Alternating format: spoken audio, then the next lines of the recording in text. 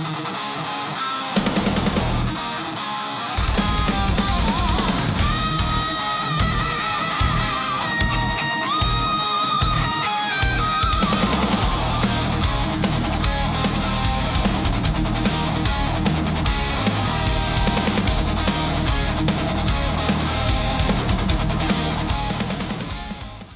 right, everybody, welcome back to Gonzo, Mike, and a VCR. I'm Gonzo. I'm Mike. We're going to discuss some more movies today, Mike, and we're going to make a rating on it too. This is a special one because we've got a super fan on. The super fan. Today's movie is Goodfellas, and our guest, who is a super fan who loves this movie, who tells me he's seen this movie almost 1,000 times. Oh, wow. He's a co-host of the Naked Subjects podcast. I don't know if anyone's ever heard that. I know I'm a subscriber to that. It's Joe. How you doing, Joe? Introduce yourself and tell us how you came to be a super fan of Goodfellas. Well, me and Steve, we went to basic and infantry school together. So that's how we know each other. But I became a fan of this movie a little bit after it came out. I mean, it came out when I was in the Army. I was stationed in Berlin, Germany at the time, and I saw it on VCR. And you know, growing up Italian American in Brooklyn, movies like The Godfather were like watching the Ten Commandments. So watching mob movies was part of my culture. And then when I joined the Army, I was even more connected to New York and my Italian culture because I missed it so much. And this movie hit on all the Italian stereotypes, but in a good way, not in a way that would offend any Italian American that I know anyway. But the movie was great. The acting was great. The storyline was great. The arc of the story was great. It was a little depressing at the end, but it's one of those movies that I've watched so many times. I mean, I could say 1,000 times, but maybe it's more than 1,000 times. There's times when I'm just doing work and I've just got it running in the background. That's how much I love it. Okay, all right. And just for those who don't know, tell us a little bit about the Naked Subjects podcast. What's that all about, man? Yeah, so the Naked Subjects was a brainchild of my co-host Gerardo Pinzon. He and I first met each other after I got out of the Army. I was in college and I was working as a lifeguard in a health and fitness club, and I was the lifeguard and he was a trainer. And he was more like of a moderate at the time who leaned to the left a little, and I was always conservative, and we used to debate all the time. And then we lost touch, and then we reconnected again on Facebook, and we went right back into it, just debating each other about politics. And then he decided, hey, let's do a podcast. So the podcast is not just about politics. We talk about a whole host of issues like Bigfoot, sexual issues, religion, health and fitness. And basically it's us giving our opinions, and, with my unique, eccentric opinion, and him kind of tearing it apart and making jokes about it. But a lot of the podcast is pretty serious as well. Okay. Very good. Very good. You can find that. I know I subscribe on Apple podcast for everyone. So just at Naked Subjects. So we're glad you're here with us today, Joe. And so we're going to get started here.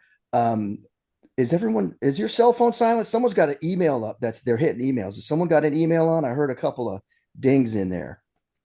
No, I got my phone on silent. But I'm on my computer, but I don't have any emails coming in. Are you hearing that, Mike? I am hearing it. I don't know where it's coming from. Okay. Well, all right. We'll deal with it, people. It is what it is. So let's go ahead and get started. Like I said, in this episode, we're looking at the 1990 biographical crime drama directed by Martin Scorsese and written by Scorsese and Nicholas Pileggi. I hope I'm pronouncing that right, based on Pileggi's nonfiction book, Wise Guy. Again, it's just interesting, Mike. This is a nonfiction. Just like, remember, we did Pitch Perfect, and that was based on a nonfiction book. It's crazy, but it's starring Ray Liotta, Joe Pesci, and Robert De Niro. It is the film Goodfellas. Now, this film grossed $47.1 million at the box office against a budget of $25 million. I feel like over time, though, it's really done so much more. Oh Um, yeah. Yeah. so Roger Ebert gave this a full 4 stars and wrote, "No finer film has ever been made about organized crime." And he said, "Not even Godfather." That's his quote. And Gene Siskel, he said all the performances are first rate. And he said back then in 90, it was easily one of the year's best films. So this thing, it's ranked 92 on American Film Institute's 100 Years, 100 Movies list. So it's in. They're saying it's top 100. 6 Academy Awards, award nominations: Best Picture, Best Director, Best Supporting Actor for Pesci, and he won it. Best Supporting Actress, Best Adapted Screenplay, and Best Film Editing. So it was nominated also for 5 Golden Globes and won a ton of. I mean, if I were to list all the awards, fellas, it's like it goes forever, man. Right? Did you see how I put fellas in there? Because we're talking I about like Goodfellas. that. That's right. So, That so was solid. so this is a 94% on Rotten Tomatoes, and it's described on the website, the Rotten Tomatoes website itself, as a gangster classic that is arguably the high point of Scorsese's career. So that's what we're working with here. I'm gonna, since Joe's the super fan, but he's the guest, so I'm gonna have Mike do his best to explain us the plot. And for those who haven't seen it, which it's almost unbelievable someone hasn't seen it, but hey, there's people out there probably. And for those who haven't seen it in a while, just to refresh their memory, go ahead. What do you got, Mike? Yeah, no pressure at all, especially in front of a super fan. I'm sure I'm going to jack this up, but anyway, this is a long movie with a lot going on, so I'm just going to touch on the major plot points. As the movie begins, we've got Henry Hill, played by Ray Liotta, James Jimmy Conway, played by Robert De Niro, and Tommy DeVito, played by Joe Pesci. They're all driving at night. They start hearing a thumping noise coming from the back of the car. They stop the vehicle, and we find out there's a guy tied up in a trunk that apparently they thought was already dead, but no, he's still alive. So they finish him off with a knife and a gun, and that sets the tone for the rest of the movie. So after that, we flash all the way back to 1955, where we see a teenage Henry Hill falling in love with a life of crime and the local mafia in East New York. He starts working for a local boss, Paulie Cicero, played by Paul Sorvino, and his associates, Jimmy Conway, who we've talked about, an Irish American truck hijacker and gangster, and Tommy DeVito, a fellow juvenile delinquent. So Jimmy uses Henry as a fence and gradually moves him up to more serious crime. And then throughout the 60s, Jimmy, Tommy, and Henry make money carjacking, stealing cargo trucks, and eventually commit the Air France robbery. They spend their nights at a local nightclub. They're living a dream. They got a lot of women, money, and growing power. So eventually, Henry starts dating Karen Friedman, played by Lorraine Bracco. She's a young Jewish woman. And Karen's impressed by Henry's lifestyle and just accepts that he makes all this money as a local union rep. So the two soon get married despite the disapproval of Karen's parents. Then fast forward to 1970, Billy Batts, a made man in the Gambino crime family who was recently released from prison, is in Henry's bar and breaking Tommy's balls about shining shoes when Tommy was a kid. We've already seen at this point that Tommy doesn't like anybody disrespecting him. So in response, Tommy and Jimmy return to the bar later before closing time and beat, stab, and shoot Billy. They know Billy's a made man, so they throw his body in the trunk of the car and bury him in upstate New York. So this is also around the time we found out that Billy was the guy in the trunk from the first scene of the movie. So 6 months later, Jimmy finds out that the spot where they put Billy is slated for development, so they have to go back and dig up this guy's decaying body. Now, moving on to 1974, Karen goes to the apartment of Henry's mistress, Janice, to confront her, and later wakes up Henry with a gun in his face. Shortly after all this unfolding, Jimmy and Henry are arrested after they go to Florida to collect a gambling debt. Because it turns out that the gambler who they beat up has a sister who's an FBI typist, so they end up getting sentenced to 10 years. To support his family while he's on the inside, he gets Karen to smuggle in drugs so he can sell those. Later, in 1978, Henry's paroled and moves into selling cocaine full time with Jimmy and Tommy, even though Paulie, the boss, had specifically forbidden it. Also around this time, Jimmy organized a crew to steal $6 million in cash and jewelry from a Lufthansa vault at JFK Airport. Unfortunately, several members of the crew start dropping money to buy expensive things like cars and minks, which Jimmy knows is going to highlight all of them to the cops. So Jimmy starts killing the crew, but of course he spares his buddies, Henry and Tommy. And the two of them, they believe that Tommy is also about to become a made man, but even that ends up being a ruse just to get Tommy to a fake initiation ceremony where he's killed for that murder of Billy Batts.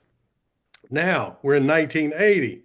We see the full effects of all of Henry's hard living and cocaine use. He's looking pale, sick, he's sweaty, and he gets arrested by narcotics agents in the middle of a drug deal and incarcerated. Karen bails him out, but tells Henry that she's flushed all the coke he had down the toilet so that the FBI agents wouldn't find it during the raid. So now Henry's pissed because that's all the money that he had.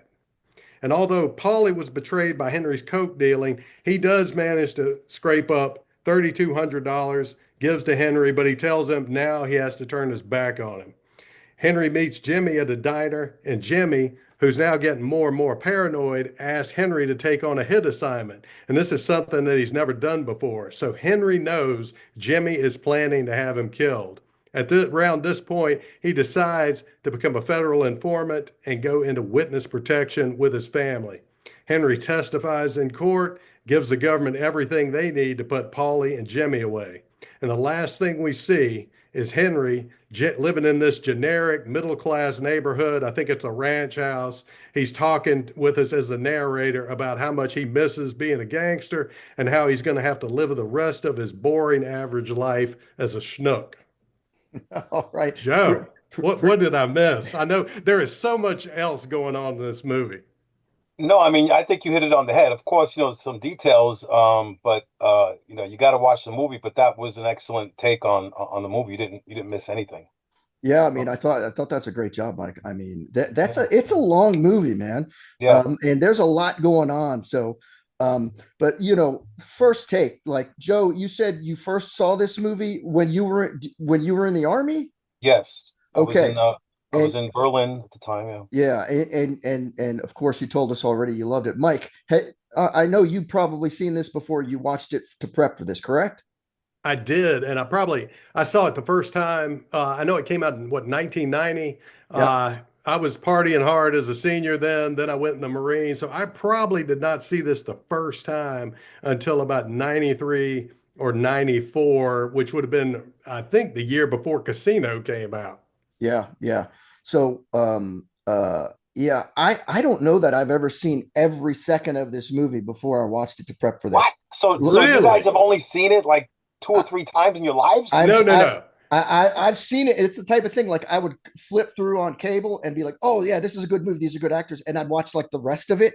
But like I don't know that I ever actually like had the VCR and put it in and watched the whole thing. Oh, wow. Um, Now, Joe, I've seen it probably end to end 2 dozen times. I am Okay. shocked that you have not seen this yeah, all the way through yeah. before. It's I tried to think of it, and because there were some parts like at the start and then at the very ending scene too. I feel like I was like, oh wow, I didn't remember that when he's in witness protection. Like Mhm. so I'm quite sure it was like a cable thing or something. I'm just like it's the type of thing you come across and you just watch it, you know. So uh my first take when I is I just love the first part when he's growing up, and the second part where he comes of age and he's growing up, he's working for them, and then he becomes one of them, and that the youth scene really ends when he goes to court for selling the cigarettes and out of the back of the truck, and he doesn't snitch on anybody, and they're like, hey, and then we just come in. So but the part where he's doing all the drugs and getting in to that, I don't like that part because I'm telling you, I feel like this is why the Italians aren't going to make anybody who's Irish Italian, because see, the Italians are smart enough. They're not going to do the drugs. They might sell them, they might do it, but they're not going to do them. It's like they're more professional. This guy gets hooked up, and I just feel like that part I don't like it because I'm like, man, if it was a true pro, mobster, dude is not going to be doing the drugs and all that. He's going to be under control. So I don't know. That's my first take. Um, so that's what I think. But I want to talk about the main characters. It's funny because there's so many characters here, and there's so many great characters that have little tiny parts, and we'll talk about that upcoming. But the main characters we had, I just want to talk about them, break it down, see what you guys thought about them. Young Henry Hill, played by Christopher Cerrone. What did you think about his job, Mike? This is an impressive young man, and that's why I was looking into it. I'm surprised he didn't go on to bigger and better roles from this movie because he definitely didn't seem like he was acting. And having a lesser young actor in there, and we've all seen movies where there's like one person sticking out that's like killing it for us. So they picked the right young man. And when I say like one actor that takes you out of the movie, I thought of an example.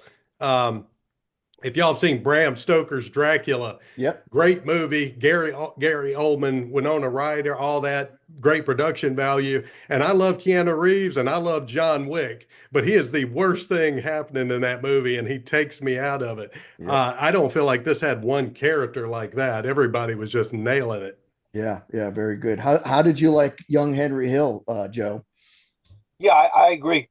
I think the actor Christopher Cerrone did a great job in capturing the naivete of the young Henry Hill, and how he was like, all bright-eyed about the lifestyle. The famous line was, "To me, being a gangster was better than being president of the United States." Oh, Yeah. yeah.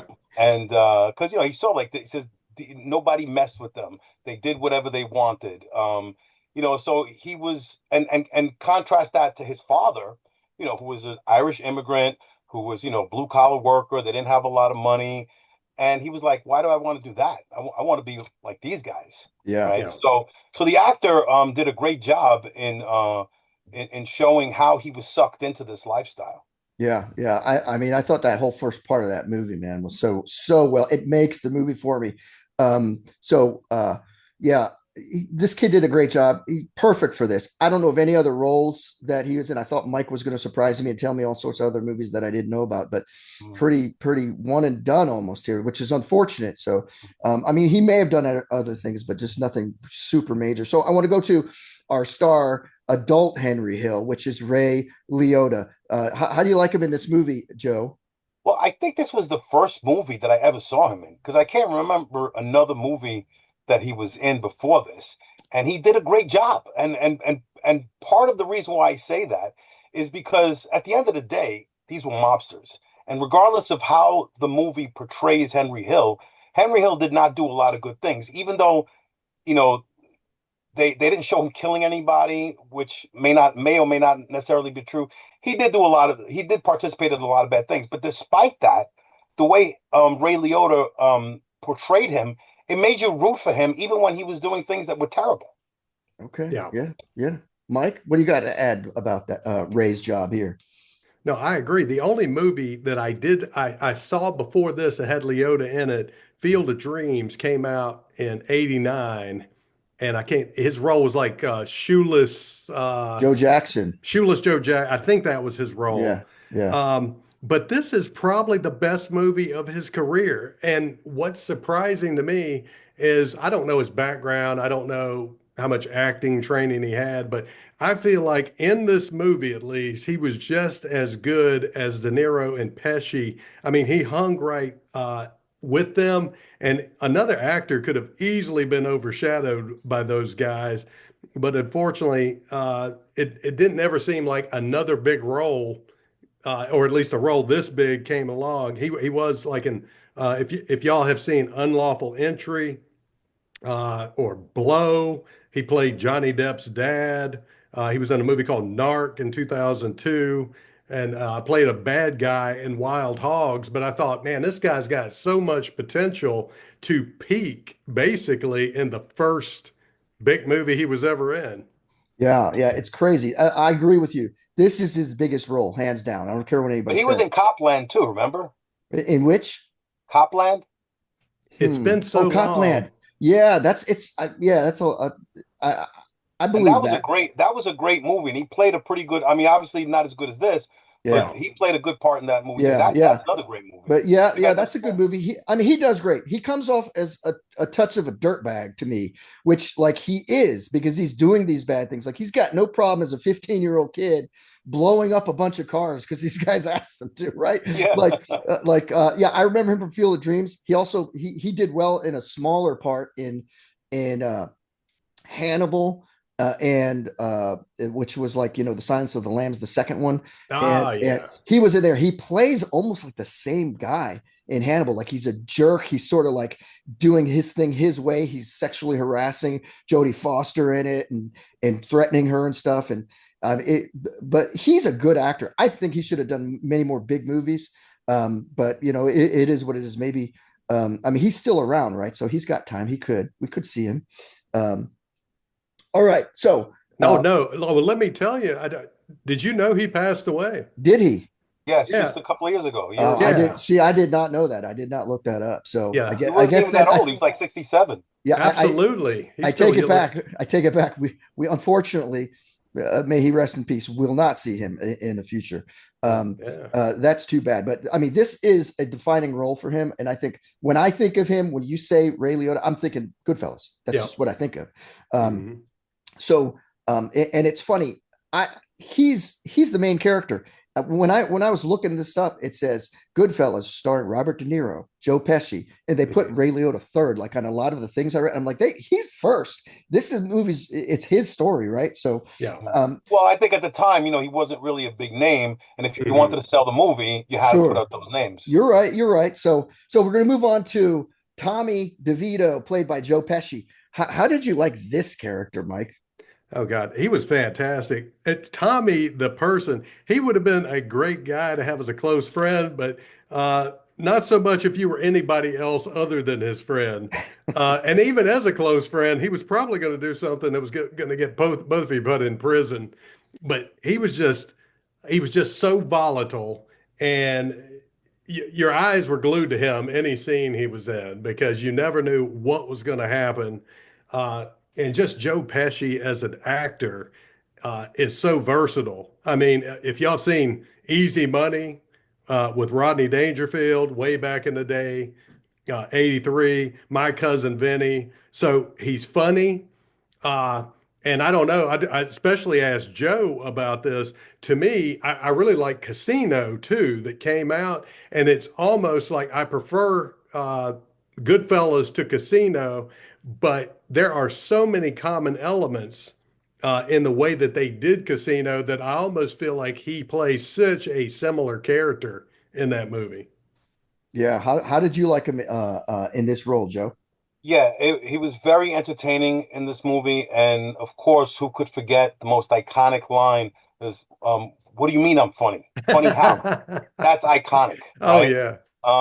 And yeah, he played a very volatile person. The guy's real name was Tommy DeSimone, and he was actually a much bigger guy. He was huge. I think he was Mm. like 6'2", 200 something pounds. And imagine being that big and being that volatile. Yeah. Oh God. And he would kill people just, just for the fun of it. I mean, he was a real live lunatic. But what the story I found out about him was, remember the guy the black guy that they had to kill, the one who was the driver of the van, Oh, Yeah. Stacks. Yeah. Stacks. Yeah. When he was ordered to kill him, he was actually sorrowful, which if the real Tommy DeSimone, and Mhm.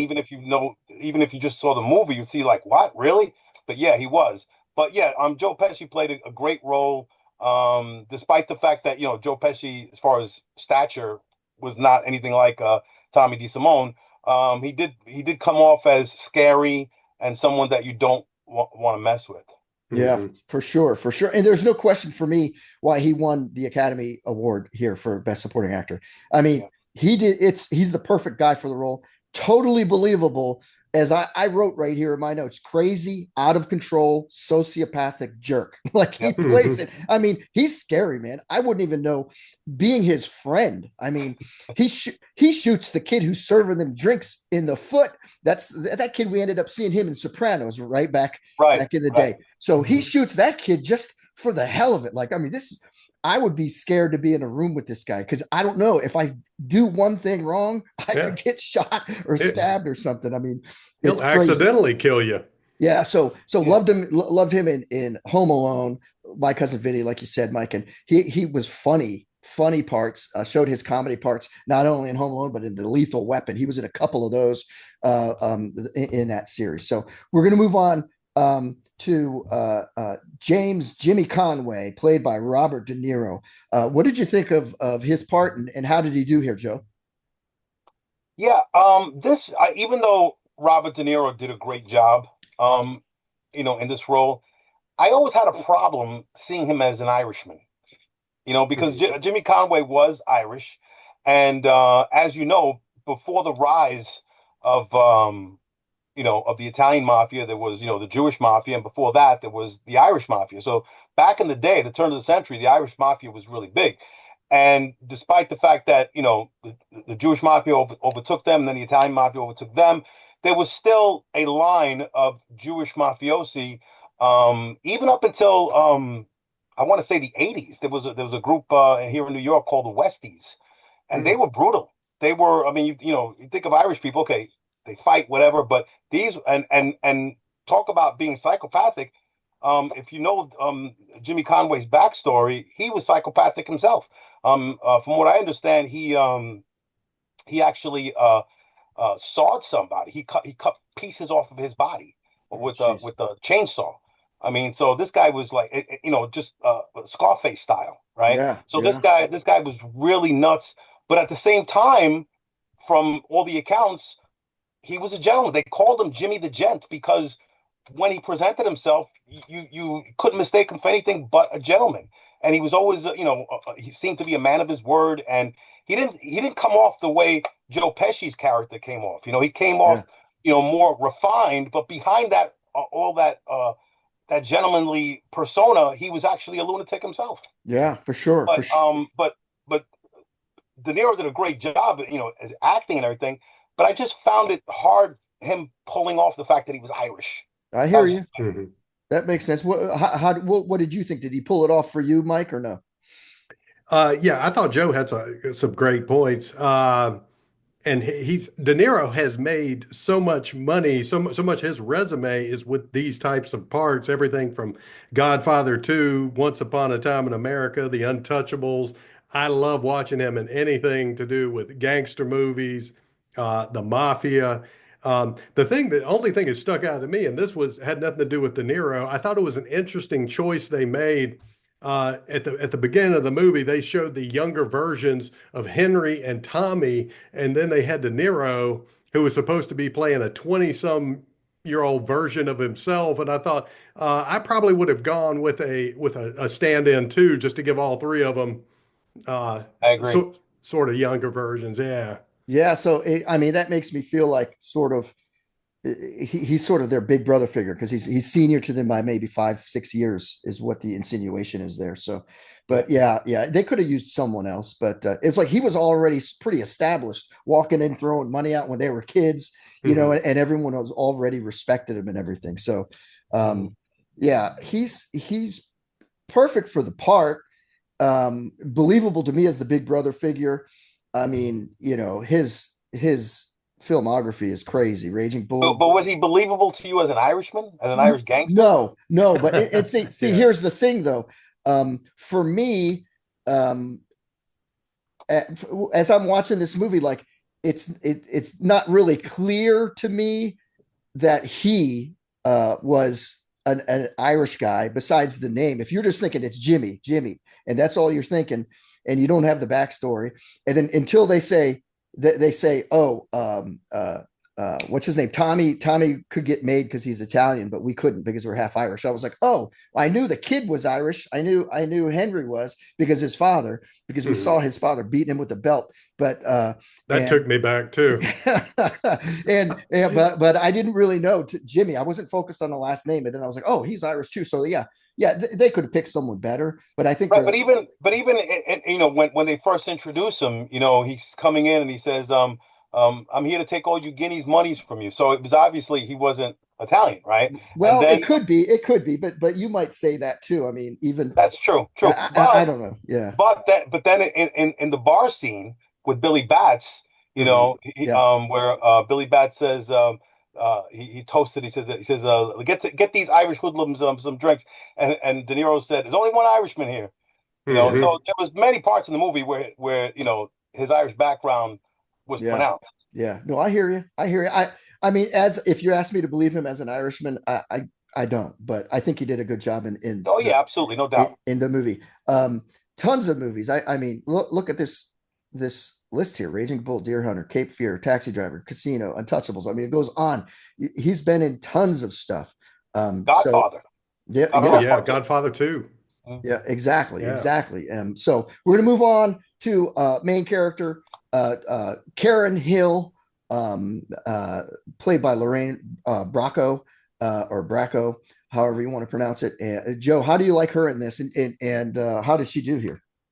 Yeah, I think she did a great job. And just as a side note, a lot of times in Hollywood, Jewish actors portray Italians, and sometimes Italian actors portray Jews. And in this particular case, yeah, Lorraine Bracco is Italian American, but she portrayed a Jewish woman who married um, uh, Tommy, um, Henry. uh, Henry. I'm sorry. And yeah, and it really brings out how intertwined the Italian mafia and the Jewish mafia were, even though Karen herself was not, in any Jewish mafia. The fact that it just showed that how close these two communities were, because at the turn of the century, a lot of Italians and Jews actually lived, in the same neighborhood or close to each other, not because we particularly loved each other, but because nobody else wanted us around, right? So it brought that flavor to it, and then it showed you a little bit of of the Jewish culture, which was actually which was funny. So yeah, I think she definitely came off, as Jewish. She did a great job in that, even though she's Italian. She did a great job in that. So it was a great backstory. Yeah, yeah. All right, Mike, what do you give her? A good grade here? Oh yeah, no, I agree with Joe. I think it would have been a much less interesting role with a different actress. They had to have somebody strong in this role because Joe's probably like me. I listened to the audiobook, that it's based on, and she narrates like half the story. So you have to have somebody that can pull their weight with this. And then later on, I like the actress herself because she did a great job as Tony Soprano's shrink from The Sopranos. Yeah, yeah. Right. Yeah, that's like probably the biggest thing most people might know her for. She did such a great job in The Sopranos. Mm. She did great acting here. I mean, and she was the one nominated for Best Supporting Actress. No wonder, because she killed it. She's cool. She's tough. She doesn't put up with Henry standing her up. That's such a great scene. And I think like she makes Ray Liotta's character Henry like they got to be together in this movie. Yeah, It's perfect. Like the back and forth between them, how she puts up with them, and great how he chemistry. influences her. He sucks her in. Like it's great chemistry between them. So Yeah, they play off of each other, and that's what makes a great couple. yeah, Mhm. I mean it was perfect casting And there. in real life, Henry Hill actually converted to Judaism. Oh, okay, Yeah. cool. That's a factoid I never would have known. So, Mhm. hey, last main character I'm going to put here, just because he's like the figurehead. Because there's so many. We're going to talk about that in a second. But I'm going to put Paulie Cicero, played by Paul Sorvino. How do you think he did here, Mike? He was the Yeah, big boss. I always think about how much I like Paul Sorvino, and then I was watching this movie and looking at everything else he's done, I think so much of what I like about Paul Sorvino actually comes from this movie because I couldn't find a lot else I had seen he was in. I love the way he plays it. He is understated. He plays it in a sympathetic way. You know, this dude's a killer, but I couldn't help but feel sorry for him in the end. He stayed loyal to his guys. And even as they disobeyed his orders, at least in the movie, I mean, it could have been, different in the real story, but he tried to give them the right guidance like a father, and they just ignored him, and it cost the whole crew. Yeah, yeah. Joe, how do you like Paul Sorvino here? Yeah, I have to agree with Mike when he says that he played an understated um, uh, persona, and because look, every everybody can't be a crazy psychopath because there's only so much yelling and screaming that is going to scare people. Because if you're constantly yelling and screaming, people you're known for that, and people kind of expect it. But when you're understated and then you do what you got to do, it's a lot scarier Oh than yeah. than just yelling and screaming like a lunatic. So yeah, I think Paul Sorvino did a great job um, uh, portraying that. Also, he did a great job in actually um, showing the cultural structure of the mafia. Now, nowadays everybody gets divorced, but the mafia was very, very um, uh, very heavy on family.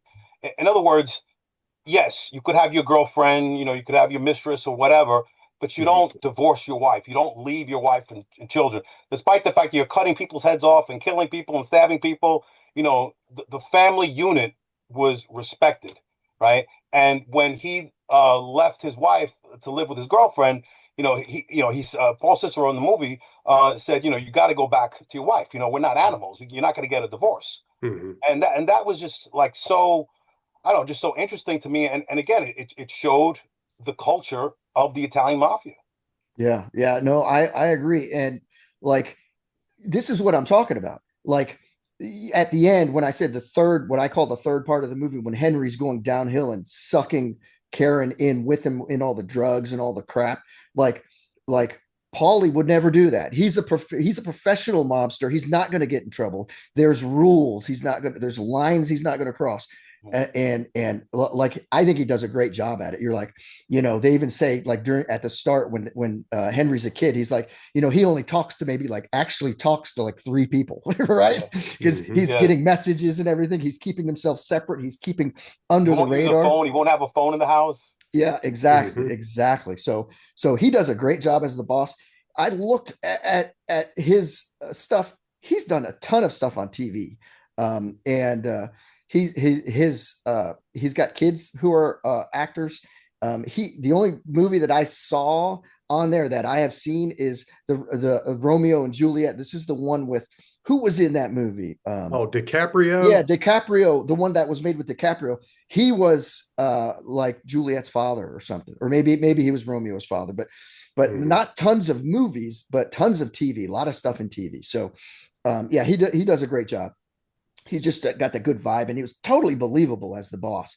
So now the rest of this huge cast is awesome, but in reality, to me, it's plus because we don't have 5 hours to talk about every single, Yeah. Tommy two times or whatever. Two times, I'm two going to get times. the paper, right? We Yep. can't talk about every single person, but it's an incredible background and it builds the environment, like in the bar. Mhm. And when they pan across the room and you're seeing all these people in their little conversations, I mean, it just builds like you get the vibe. It's like it's putting you in the room. So I think all those characters so done so well. All the other gangsters, it like puts me in the world. How'd you feel about all those other characters, Joe? Yeah, those characters were just like, like the side dishes of a great meal. Like the guy who played Joe Pesci's mother in the movie. That's actually Martin Scorsese's mother, Yes, Oh right? yes, wow. And she's not a professional actress, and she did an outstanding job. She yep. totally came off as the Italian mother, totally. All right, she totally pulled that off. Then you had the guy Frankie Carbone. I mean, I've known a million Frankie Carbones in my life, just like that.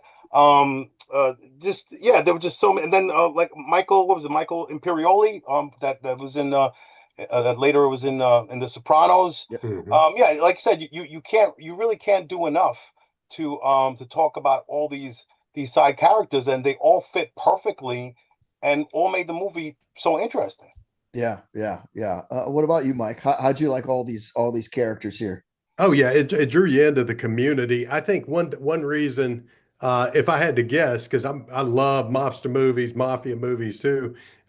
One thing I think Joe probably enjoys about having it on in the background, it's not just a great movie, it's the way it's shot. You almost feel like you're literally sucked into that world. Like when Yes. they do that shot, and you feel like, hey, I'm walking into the bar, I'm Mhm. meeting these guys, I know who these people are, and the one name that jumps out at me, and that's how I can tell it's been a while since I've seen this because it never jumped out at me before. And Joe, correct me if I'm mispronouncing his name, but Michael Francesi. Yes. Yes. I love his YouTube channel. He's an interesting guy. I could list him talk for hours about his time in that world, and it never jumped out at me before. But I think I've heard him on a podcast or something say, "Hey, I'm represented in that movie," so I caught it this time. Yeah, and he says he was not actually part of that crew. He doesn't Oh, know why okay. they put him in there. He says he Yeah. was never part of that crew. Yeah, because he was Lucchese or Yes, was, he was a totally different family. yeah. Oh, So yeah, wow. I was actually going to bring that up. I'm glad you brought it up.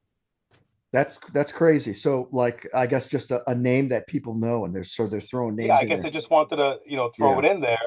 Mhm. Um, but I mean, yeah, it's brilliant how he sets the vibe. I mean, the way to direct this, and like Mike, that's perfect.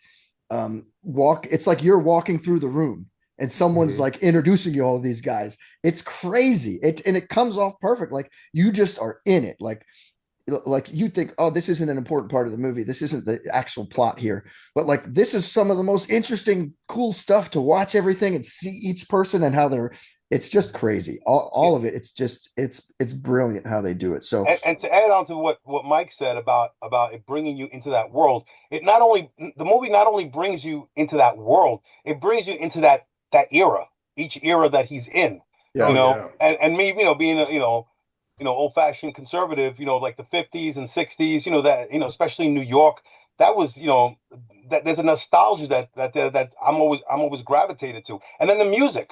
yeah, Right, Oh, yeah, the the background music, music, yeah. it's beautiful. That's why I could be working and have it be playing in the background like endlessly. yeah, yeah. Hmm. No, I hear you. I hear you. So all right, we're gonna go to favorite part or scene. For some people, this is hard when they like the whole movie, but we'll see how Joe does. What's your favorite part or scene here, man? This is easy. It's Joe Pesci's famous line. What do you mean I'm funny? Funny how? Funny, I'm a clown. I make you laugh. That is iconic. That's easy. I mean, the whole movie was great, but that's easy. Okay, very good, very good. What do you got, Mike? I agree. And that was actually my favorite. So I had something in backup because I said, there's no way that's not somebody else's favorite part. Yeah, I said, I got to have something in reserve. So for me, the number two thing was when Henry went over and took care of Karen's neighbor after he tried to force himself on Karen, because you could just tell from that guy's response. He was more used to guys the guys that run their mouths. And he and Henry were coming from two different worlds. And I also think it said a lot about the guy uh, himself, that his two buddies just kind of stood there, and one of them still had the drink in his hand when he was walking back across the street. He never even put down his drink. So I thought that was awesome. And we've already mentioned it. There were at least those two camera shots, unbroken camera shots. The one we talked about where he's walking in the bar, you meeting everybody in the bar. The other one, when he and Karen go out on that date, and you get another peek behind that curtain where they're going in the back entrance, they're going through the kitchen, they're going, and you see this just circuitous route all the way to their table. So you get to kind of feel what she was feeling like, wow, this is crazy.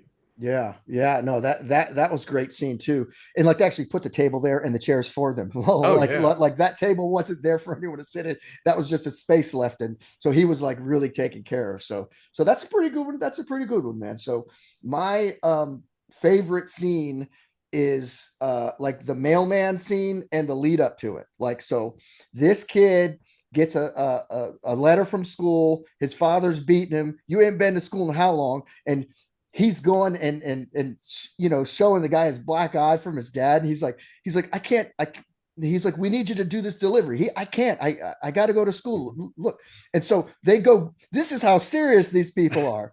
Even about this, I love it because that dragged me in. Like they go, which mailman? That one. Nope, it's that one. And they get this guy. They threaten to shove his head in a pizza oven, right? Yeah. And they're scared like don't no mail from that school, you understand? Like it's so funny to me, and thinking that people would do that, I love that scene. Now I want to give honorable mention too when Karen confronts Henry for standing her up. I thought that Mhm. was great.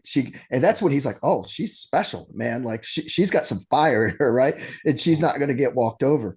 And then I had what you had, Mike. Honorable mention when he beats the guy up in his driveway. Now I'm going to tell you this because Joe mentioned this earlier about like maybe Henry not doing all the bad worst stuff, right?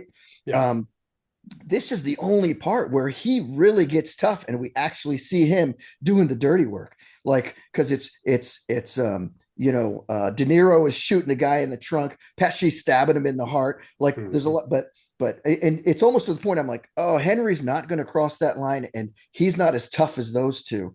But then hey, when push comes to shove, he's the only guy around and they're messing with his girl. He was pretty tough. So he had it, but he wasn't a psycho. Like Well, he had he the also filter. knew he was dealing with a different caliber of individuals than the ones he's used to hanging out with. Sure. So and even the ones they're used to beating up, right, probably are tougher than these guys across the street, Yeah. right? Well, one thing they don't mention though in this movie is that he actually tried to get out of that lifestyle by joining the army. He joined the 82nd Airborne Division as a cook, but then he got kicked out because he was selling food illegally. It doesn't surprise me, man. It doesn't Now, But that surprise. wasn't in the movie. now No, that's interesting because like you say, Joe, the way they portray him is, hey, I don't ever want to do anything else other than this. So that's Yeah. interesting to find out No, he at he least came to a tried to point do where he something. realized, he was going down the wrong way. And, like a lot of people, they join the military to try to clean themselves up, but he couldn't. That it was just his mentality. It was just how he was just a criminal, yeah, Sure. and he's a cook and he's stealing army food to sell, on the black market, and then eventually gets caught and he gets discharged. Now, I don't know if he got a dishonorable discharge or not, but I know he got kicked out. yeah. Yeah. So there it is. In whatever situation he's in, he's got to be on the take, right? He's Yep. got to be taking advantage. So, all right. So least favorite part or stupidest scene, Michael. What do you have? All right. I searched long and hard. I went back and forth, rewind and fast forward. I don't have a scene I don't like. Uh, Maybe if I had to pick one scene, maybe that's my least favorite of all these great scenes I do like. It's when Tommy shoots and kills the young kid, that later goes on to play Christopher in The Sopranos. Like he's serving drinks, uh, Michael Imperioli. The rest of the crew knew this kid, he's not a threat. They liked the kid's spirit. But Tommy just had such an inferiority complex. He couldn't let anybody get away with anything, even if it's just a joke. And that's one thing I think that made the bar scene with Henry and Tommy so intense for me because again, I think it did such a good job of putting you in the movie. Like you were Henry, like you were sitting there and you were having a good time and you were laughing, and all of a sudden this dude sitting across from you, a known killer that doesn't put up with anything, even though you've known him for years, and he's just like deadpan, just stops laughing and calls you on it. So yeah, I don't know. Maybe that scene, just because I hate to see the kid get killed for no good reason, but it's still a great scene. Okay. To our super fan, is there any part of this show that you would say is your least favorite part, or you think it was stupid scene? Well, I don't think there were any stupid scenes, but as far as, yes, there was a least favorite part, not because it was inaccurate or wrong in any way or portrayed poorly. It's just, it just wasn't my cup of tea. When they had Billy Bats in the trunk, and he was still alive, and then he was begging for his life, and they just went ahead and started stabbing him. And in the movie, they shot him a few times too, but in reality, they never shot him. They just stabbed him to death. So it was a brutal, ugly scene, and it was real. I'm not saying I didn't like it because of anything as far as performance or accuracy. It was just a brutal scene. I hear you. Crazy about I hear you. I hear you. So, okay, I got a dishonorable mention, but first I'm going to go with my part the least favorite, the ending scene when he's in witness protection. Here's why: because he squealed, he got caught up with drugs. He wasn't a professional like Paulie. He got sucked in. He sucked Karen into it, and then he had to squeal on the group and get them all in trouble. And it looked like he needed to pay. I would have loved that if wherever, let's say, I don't know where they're saying that little ranch house is. Let's say it's in the middle, somewhere down in Florida, and he's there living his life thinking, I got over, I rolled on all those people, got him in trouble. And here I am. I think the perfect ending scene would have been he gets a knock on the door. He thinks it's a delivery, opens it up, and it's a mob guy, and they shoot him. I think he should pay. He squealed, right? He wasn't loyal. So I didn't like that scene because it's sort of like, oh, he's getting over. He did all this bad stuff, and he told on everybody. He wasn't even a good mobster, right? At the end, he's using the drugs, he's squealing on everybody, and they taught him, they gave him the example of how to be good at it, and he didn't do it. He broke the rules.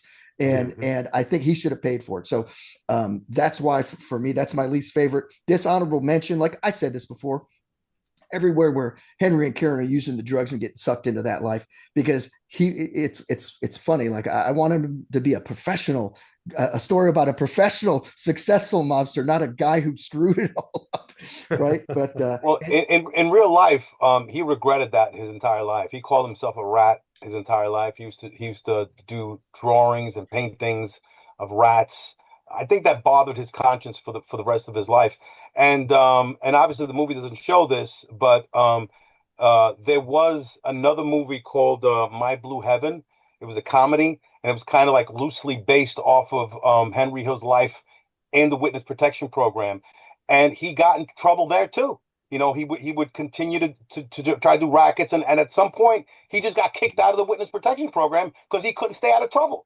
So now his life was perpetually in danger because now the government couldn't even protect him because he couldn't stay out of trouble even when he was in the witness protection program.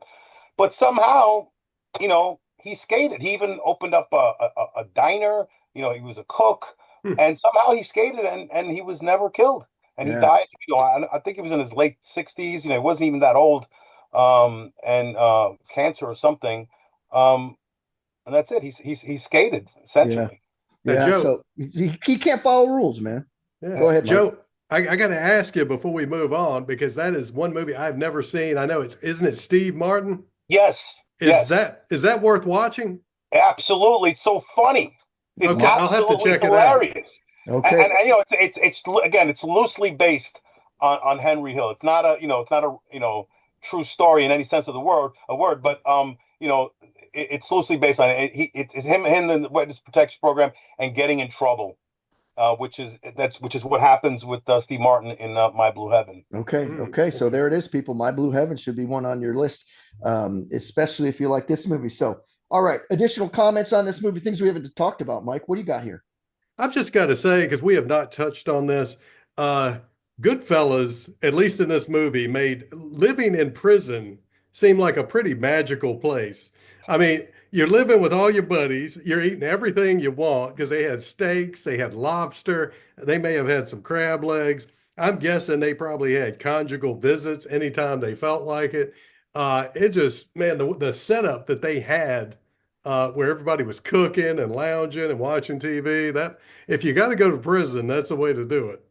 All right, very good. I agree with you. That was quite a thing, and they weren't general population. That was for the mobsters. Oh no, right? that was not Gen Pop. Yeah. So, what additional comments do you have about anything here, Joe?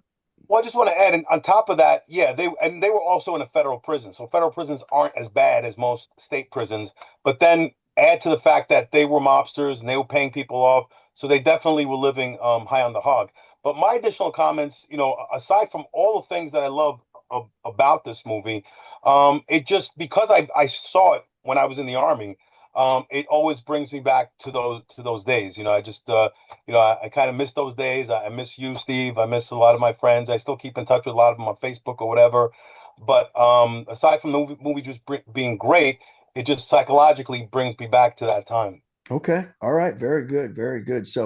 Um, so my additional comments: Scorsese's parents, his mom was Tommy's mother. His dad played Vinny. I found that out. So both of his parents were in it, very small parts. I mean, but the mom did a great job. I mean, totally Mhm. believable. She did a great job. And Joe, I love that when he's explaining to the mom, Joe Pesci. So the character Tommy is like, yeah, we got a deer. There's like a hoof. What is that? We got to cut it off. Let me borrow this knife, mom. Like The paw. it's He was saying the paw, but yeah, he goes, "Oh, the I hoof." love that. Oh yeah. yeah, what is this? Is Paul? Yeah, I mean, he said it's got stuck in the grill. I got to cut it out, mom. And she's just like, whatever. You can take the knife. And the thing I couldn't stop thinking about, I was like, did he like clean it, bring it back, and then the next day she's chopping some meat with that knife that just stabbed that guy to death, right? So, And then also her accent. She had a perfect, New York accent. She would say "use," yeah, instead of "y'all," the way a lot of yeah, Southerners. So that was great. She just played a great role. I just loved her in there. yeah, she Joe, did great.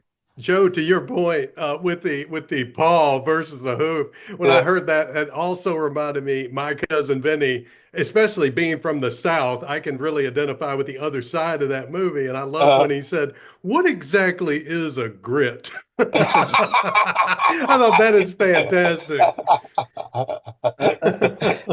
Another thing I learned here: Joe Pesci is a musician and yes. has recorded 3 studio albums. I had no idea. Oh, I have not. Yeah, no, did not know that. I mean, so maybe check those out. I don't know. It's crazy. Yeah. All right, Joe, as you know, I know you've listened to the podcast before. So Mike and I always say, if there's not a message you get from it, a lesson or a moral of the story, why the heck would you waste time looking at it? So what message, lesson, or moral to this story is there, Joe? What do you got? Well, I think it's obvious. Crime doesn't pay. And me, I'm a very devout practicing Catholic, and I couldn't see myself doing any of those things. And I grew up in an Italian neighborhood. There was a crime family that was in charge of this neighborhood, but I was so naive. I was such a corny little, conservative Republican, that I didn't even know what was going on. I didn't even know that there was a mafia in my neighborhood. But so the moral of the story is, yeah, crime doesn't pay at the end of the day, and no matter how high you're living as far as money and women and whatever, in the end, the stress and even your end, a violent, ugly end, is not worth it. And then not to mention, when you meet your maker, if you end up eternity in hell, it's definitely not worth it. All right, all right, very good, very good. Michael, what do you got? Yeah. Um, just generally speaking, everybody's got their own version of the American dream, and for some, it's that family and that house with white picket fence. And like in this movie, for the next guy, that dream is for suckers, and the only way they're ever gonna be happy is living their own way by their own rules. Doesn't make it right. It's just that's one wild thing about this country is you can come here and it's like choose your own adventure. All right. All right. So, yeah, much like, I mean, sort of the message, the lesson I get from it, like you have to have honor and be faithful to your crew. If you don't, it's going to catch up to you. That's what happened. And it should have, it should have caught up to Henry at the end, but Scorsese let him off the hook and live at the end. I would have loved to see him get shot, but I know there's some we're talking about the nonfiction book and everything like that. Mhm. So other lesson for drug traffickers: keep your business separate from pleasure. Don't use your goods, right? And like Joe said, I had crime doesn't pay, even though Yeah. at first it seems like it does, right? Oh, they're living high on the horse. They get the front row in the restaurant where they're going to have the entertainment, and he gets to go. He doesn't have to wait in line. And for as far as for Tommy, the lesson I get out of this: man, you have to treat people right and show some self-control in your life. If not, you will pay for it. Someone, I mean, that was one of the, I could have said that was my favorite part. This jackass, this sociopath who's Mhm. needlessly killing people he gets his medicine in the end. They're like, yeah, you're not going to be made. You know, the message there was, you can't be one of us. You're too crazy. You can't control yourself. And so they're like, we're getting rid of you, full-blooded Italian or not, right? Yeah. So there you go. So all right, Steve, I just knew yeah, that one of your lessons was going to be don't get high on your own supply. that's right, that's right. So So that's always always always a good good words thing. to It's live going to by. get you in trouble, right? So I think I know what Joe's going to say. He's a super fan. He'll say, do you recommend people, you still love this movie, Joe, and you recommend someone who hasn't Absolutely. seen it should watch it? Absolutely. I mean, look, I've watched it with since it came out, I've watched it with every girl I've dated. If I Mhm. start dating you, these are one of the movies you're gonna have to watch with me. So yeah, I absolutely recommend this movie. It's timeless. It's really timeless. Yep. All right. All right. Mike, what do you got? I love Joe's litmus test because I cannot argue with that. If there's something you like that much, expose somebody you think, hey, this could work. But if you don't like this, you're probably not going to like me. Exactly. So no, I think that's fantastic.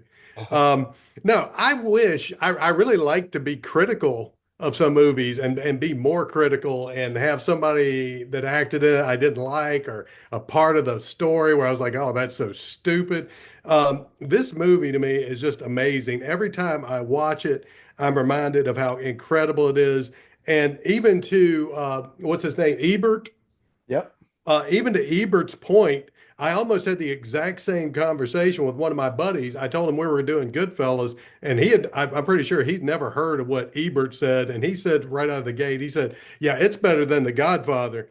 And to me, I love The Godfather 1 and 2. I wish 3 had never been made, but that's Mhm. another conversation. Yeah. Um, that feels almost like blasphemy to say, but I might have to agree. But I do think without movies like The Godfather, Goodfellas doesn't get made.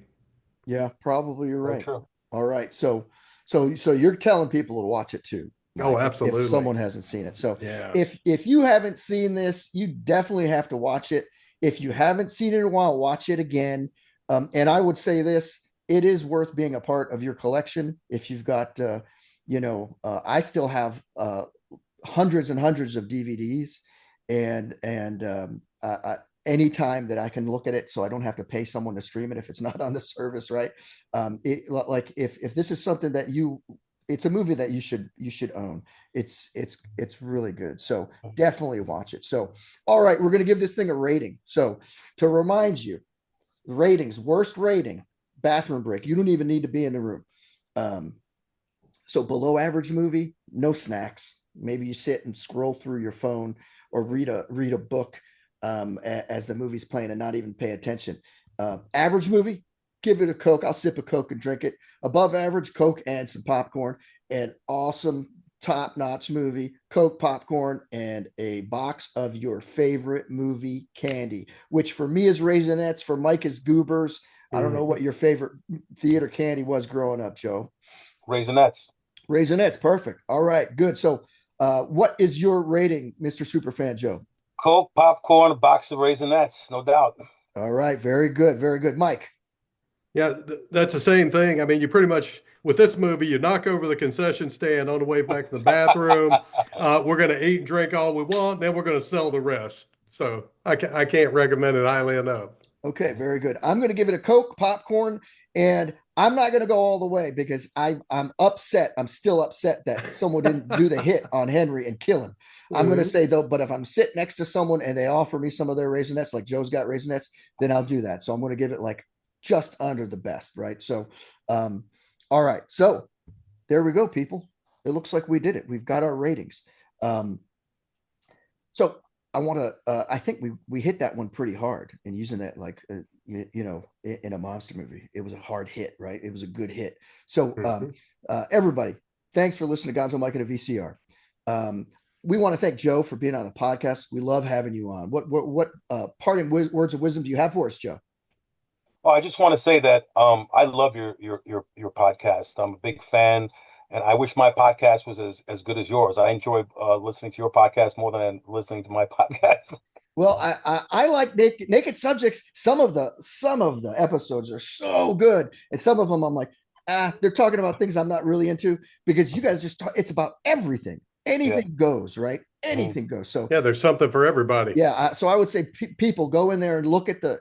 If you go to naked subjects and you're like, well, what's this podcast about? Like, I can't answer that question, right? So you just have to go look at the name of what it says on the title of an episode, and I know you'll find one, whoever you are, that will be of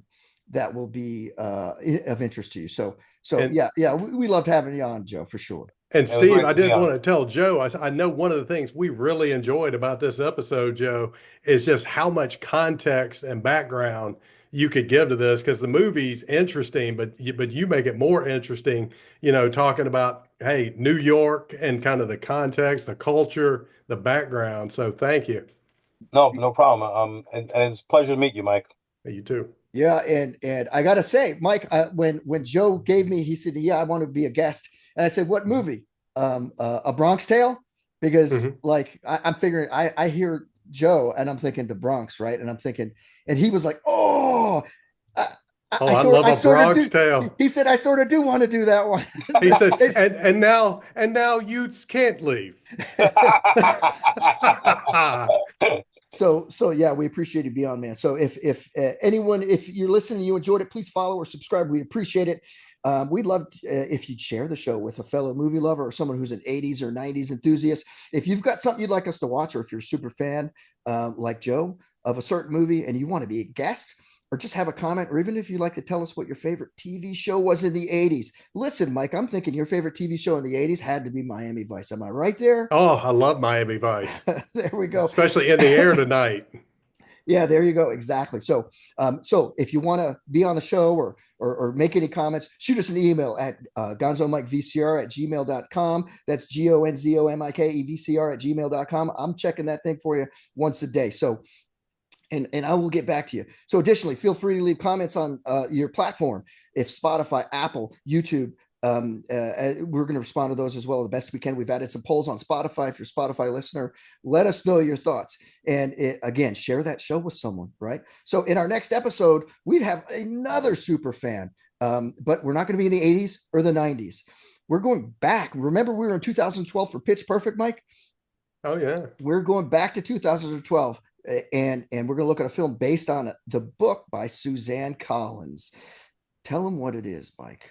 Yeah, again, Steve, we're going out of our comfort zone again to I believe that what would this be considered youth fiction? It's The Hunger Games. Yeah. So I don't know if I'm salty about having to watch that or not, Mike. We're going to find out. I don't know. I have seen it once, and it was many years ago. So, Mhm. but I have not seen any of the others. There's like a series, right? I haven't seen anything else. Well, that says something, but we'll Yeah, see what it says next time. yeah. Next time we'll figure that out. So there you go. All right, folks. That's a wrap. I'm Gonzo. I'm Mike. Until next time, keep watching movies. Gonzo Mike of VCR is produced by Gonzo Mike. All rights reserved.